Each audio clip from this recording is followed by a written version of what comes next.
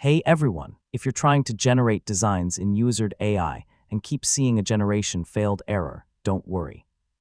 In this video, I'll show you how to fix the most common Uizard AI generation failed problems in 2026. First, refresh the page and try generating the design again. Temporary platform glitches can sometimes interrupt AI requests and cause the generation process to fail.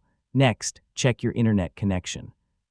Uizard's AI tools rely on cloud processing, so a weak or unstable connection can prevent the request from reaching the servers properly.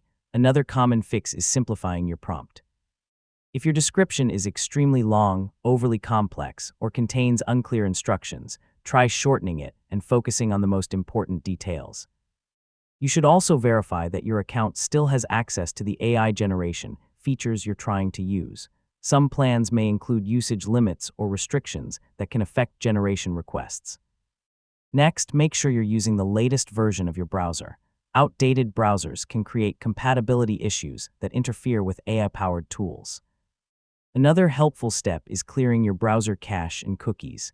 Corrupted browser data can sometimes cause unexpected problems with cloud-based applications.